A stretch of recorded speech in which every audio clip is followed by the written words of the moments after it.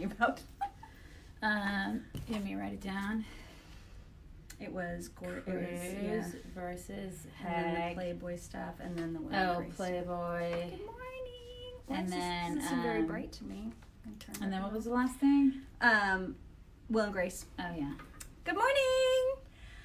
Look at that. So there's no connection errors today, so that's something. At least for so right far. now. At least like right this So second. far, so good. Good morning, everybody. Hey, Carolyn. Hey, Guy. The new Okay, news right of today that I just wrote about at chicksontheright.com, which you should be visiting every day. I'm afraid of that. Is that, remember the guy, the Playboy guy, the reporter that like got into a verbal spat with Sebastian Gorka at the social media summit, what was that, like 4 weeks ago? Yeah. Ish, something? Mm-hmm. Yeah. So, and then remember how the White House said, you don't get to come to these press events anymore. We are suspending your press pass. And he was for like, a month. nah. Yeah, and then he was all like, nah, First Amendment, nah. Mm-hmm. And he had a big tantrum, and he hired a lawyer, and the lawyer sued. Well, they won.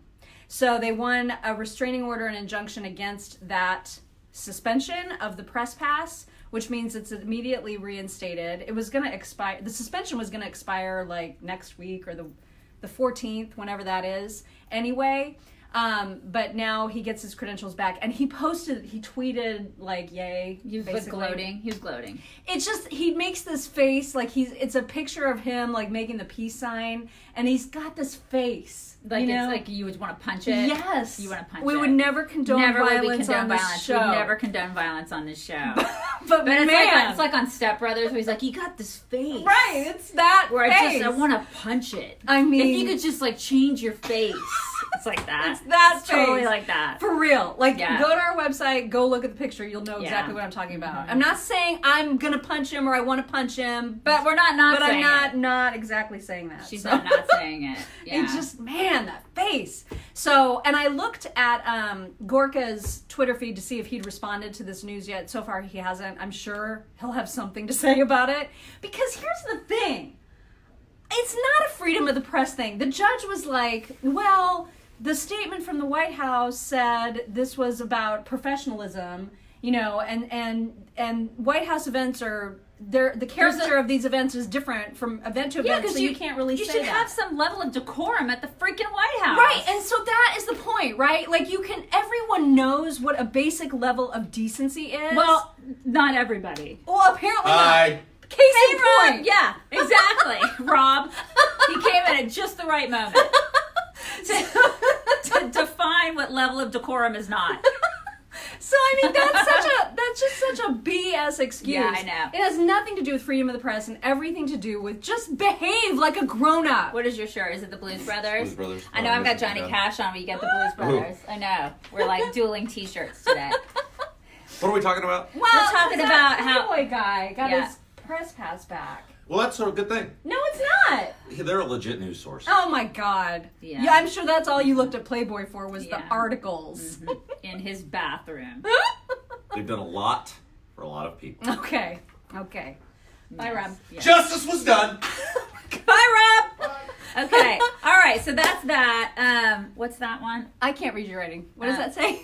Versus Hag. That's Cruz versus Hag. Versus Hag. That's what I our wrote shorthand. down. That's me writing down what we're going to talk about today. That's Ted Cruz versus the Hag. Ding ding. Ding ding. That's that. The Hag would be in this case AOC, who. No. It's Alyssa Milano. Oh, that's right. Yeah, that's a whole other Hag. It's not AOC. It's Alyssa Milano. So yes. AOC. So Alyssa Milano came after Ted Cruz yesterday, and she was like, "I think I'm going to debate you."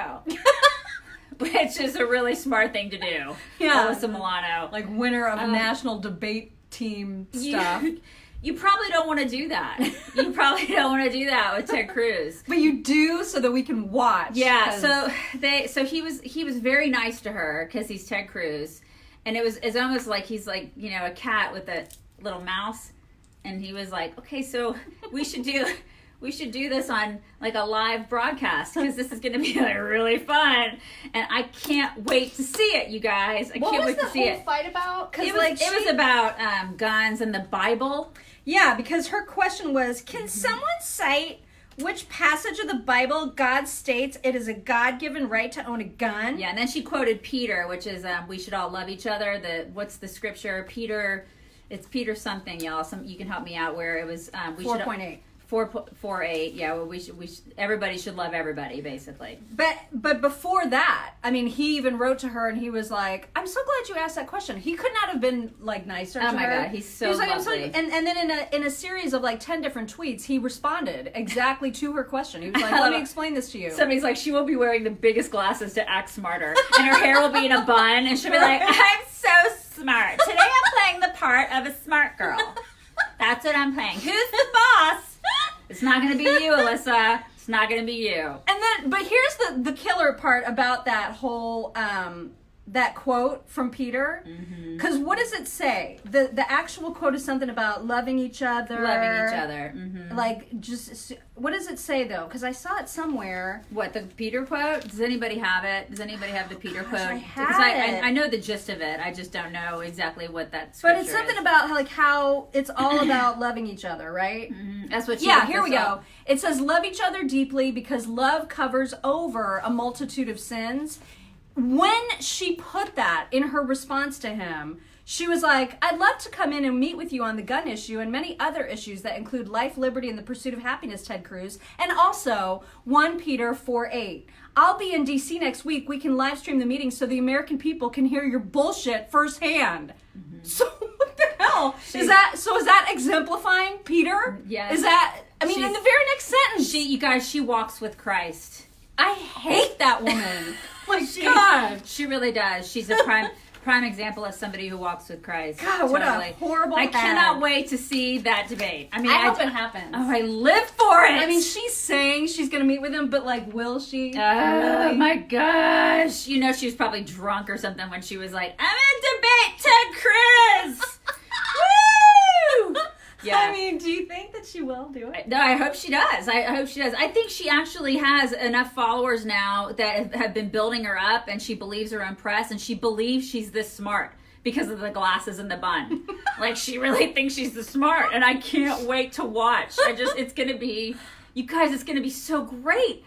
It's going to be so great, and it's going to be everything. I'm so there for it. I want there to be like sponsors and like a cage, and I want the whole 9 yards. I don't want it to just be her in his office. You know what I mean? I want everything to be, I want it to be staged. Right? Like I want there to be an audience. Oh my gosh. Buy tickets. Oh, I'll be the audience. I will be there live to watch that. It's going to be so great. Can I ask a serious question? Always. Do we believe Linda Hamilton actually hasn't had sex in 15 years? You guys, Right? Linda Hamilton from The Terminator, I sent them a link last night where she was interviewed. I don't even know, what was she interviewed by? Do we know? Page 6. Page 6. Page 6. And she has told everybody that she hasn't had, well, she's been celibate for 15 years. Well, happily and gladly. And though. she's like, I don't miss it. She's like, I don't miss it. My life is full with other things, with friends and whatnot. And I'm satisfied with the world. And I'm like, okay. I believe it. I just don't understand it. I don't understand it either. If you had saved the world not once but twice, I mean, what's going to live up to that? Yeah, I mean, she's been through a lot. She's she's killed a lot of robots. But if she doesn't care about that at all, maybe that's why she's not married. Yeah, I don't understand not caring about that at all. Kind of speaks poorly of James Cameron, too, doesn't it? Well, unless he was just like, that's not okay, that we're not ever going to have sex. Yeah, you and know maybe what I mean? maybe that's one of the reasons they're not together. I mean, he seems like kind of a jerk. He seems Just like I don't know, but like kinda he seems like kind of a jerk. like kinda maybe. But Yeah. I mean, that's kind of a thing that you do when you're married. So, Yeah, I feel like when you're married, it should be on tap. Right. Well, know what I that's mean? the whole point. Ha! I see what you did there. Yeah. It should be on tap. Yeah. I get it. You know what I'm saying? Sorry to interrupt. This show's not about me. I mean, I don't get it. Yeah. But she can do her. Yeah. Okay. So Will and Grace. So we weren't going to talk about Linda Hamilton, but that was a little deviation. Thanks, Rob. Again with the decorum. Okay, so Will and Grace. We have to talk about this Will and Grace stuff. We're going to be talking about this on the show, definitely today. And we talked about it yesterday too. Yeah, but it's getting even juicier today because there are even some liberals who are like, "You're whack." because this is a form of McCarthyism, right? Where if you haven't heard about this, what's Eric McCormick? McCormick. Yeah. He's like, listen, if you're conservative, you shouldn't work. I mean, I'm definitely paraphrasing. Yeah, you're taking some liberties. Yeah, I'm taking I'm taking a lot of liberty.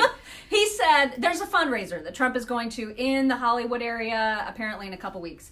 And so Eric McCormick caught wind of that and tweeted out a retweet. He retweeted the Hollywood Reporter, I think it was, who was saying, hey, there's this fundraiser. And said, the list of attendees of the fundraiser should be released publicly so that he and other people in Hollywood would then know who they shouldn't work with. Yeah. And Deborah Messing piled on. Yeah, it's all this like public doxing crap. This is what liberals want to do, and they want to shame people for being conservative. This is the thing. It's not okay. And yesterday on The View, Whoopi Goldberg went off. And when Whoopi Goldberg is the voice of reason, I mean, and you're just like, I mean, she was pissed. She was pissed, and rightly so. And rightly so, because she's like, listen, this is when you start getting into to weird area where people are being outed for their political beliefs, and they're not just being outed, but they're being shamed for it. What happens when you are the one being shamed? Because that day will come. And she's absolutely right. This is not okay. This is America. People should not be shamed for their political beliefs or for anything. I mean, it's like, this is not cool. And they are doing this, and they're using their celebrity to shame people. And we're in a place where, their TDS has taken over to the point where these people are lunatics. They're absolute lunatics. And what's weird too is that, like, if you think about all these cases of discrimination, right? When you hear about cases of discrimination in the workplace, whether you're gay or you're a woman or you're black or whatever. Yeah, race, creed, national origin. You have all of these protected classes. Well, political beliefs are not one of those protected classes. Yeah. So if your employer just doesn't like the way you think, they have they can fire you, right? And this is what's happening. And it's happening. It's happening. And I'm hearing stories now from people. I mean, I'm getting personal stories just on Facebook Messenger and places like that, social media, people writing me saying that this is happening to them personally on a local level too, where they're losing their jobs or they're not getting jobs because of what they believe politically, because people are getting wind of that, or they just know it, or they're they are voting a certain way on certain things, like on their town councils or whatever. That's not okay. This is not okay. People need to work. And I don't know. I mean, are we heading towards, some sort of a place where we have to make political affiliation a protected class? Well, that's my point, right? Like, is that somewhere where we should go? Because at this point, I'm starting to feel like conservatives need protections. Yeah, I mean, because this is just nuts. And then when you hear Deborah Messing or others, because you'll hear this not even in this situation, but in other doxing situations. Anytime you hear someone say it's not doxing if the information's public, or like Deborah Messing, who actually said on Twitter, well, when I contribute to a campaign, I'm proud of it. I want everybody to know. That's totally different than you being listed with people for the purpose of being made to have something negative happen against you. Blacklisted. That's totally different. It's not okay. This is just not okay. Like, I used to teach at the college level before I was a chick on the right. I used to joke with my husband. I'd be like, there's no way I could ever teach anymore at the college level if I wanted to, even part-time, doing this because of my political affiliation. It's not a joke anymore. I mean, I used to really enjoy that. That was one of my great joys, is being able to teach. And now I'm thinking, wow, I'll never be able to do that again. I don't think I'll ever be able to do it just because of what we do. Yeah. And that really sucks. And it sucks because I don't think I'd be hired. I simply don't think I'd be hired simply because I'm a conservative. Did I ever talk about my politics when I was in the classroom? Hell no. I never did. I never talked about it. I taught writing in an engineering program.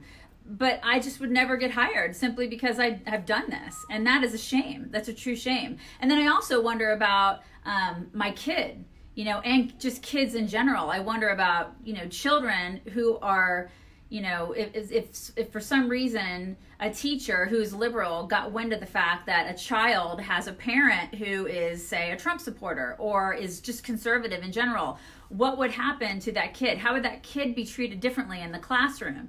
That also concerns me. I don't. Yeah, that's a huge concern. That concerns me as a parent. That concerns me. What happens to that kid, and what happens to that kid's ability to, I guess, I don't know, make good grades? I mean, is that gonna affect a teacher's, I guess, grading with that kid? And we got an email not a couple weeks ago even from a guy who said, hey, will you look at this homework assignment that my kid got in high school? It's about the Second Amendment. And I'm worried about his responses to it because it's an opinion piece, right? You're supposed to say, you're supposed to argue your opinion for this, which I get. And like if it's a writing course and you're supposed to be able to argue and write persuasively. But it's a writing course. Right. So this is where we are now, is that now we have kids who are afraid to write what they think for fear of what their grade will be. Backlash because the teacher's probably liberal. And that's just not okay. I mean, and so they need to stay away from political discussions altogether in schools. Yeah. Or they need to be really okay about letting the kids have their opinions and not grading them based on opinions, but grading them on their writing. That's the thing, because it used to be that you could have you could use critical thought in school. Nowadays, kids have to fake it. They have to fake their way through because, they fear, okay, well, my teacher may be a liberal, and so now I just need to just stay with the status quo and say what the teacher wants me to say just to get through this class so I can get to the next level and just get the hell out of here. I mean, this is not okay. It's just not okay. And it's getting really scary. It scares me for my 9-year-old. I mean, we have 2 older kids who are out. Thank you, Jesus, they're out. They're both out of college. But I really am worried about our 9-year-old.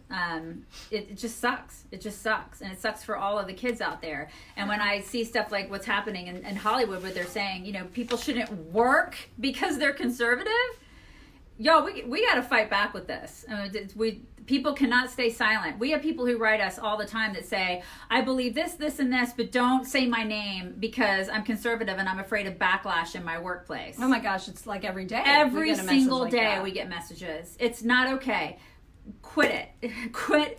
Quit telling us that you have to be silent. We have got to stop being silent. We've got to stop it because you being silent is part of the problem. And that's why we got to give major props to Whoopi today, you guys, because she's actually saying back to Eric McCormick and to Deborah Messing, don't say that kind of stuff. And she's even giving them an out, right? Like she's saying, I know you guys, and I know that's not what you meant. Mm-hmm. Because if you really think about what you're saying, you can't possibly mean that. So when you have Whoopi Goldberg, like you said, actually being the one that's being level-headed about this, the voice of reason, we gotta celebrate it and encourage more of that from that side. Yeah. Because every now and then, it's like they have this moment of rational thinking, and we gotta grasp onto it and encourage more of it because this is some scary crap. And enough with y'all out there being ashamed of what you believe. You just can't. You can't be ashamed. Liberals aren't ashamed. They're not ashamed to say what they believe.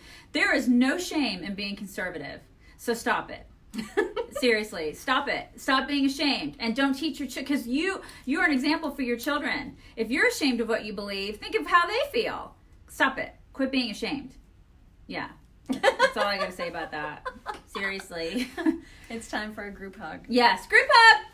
We keep forgetting to do this, and then we get all these reminders. I know. Bring it in one more time. One more time. One more time. Group hug. You guys, we hope you have a great day. We'll talk to you tomorrow. Bye. Bye.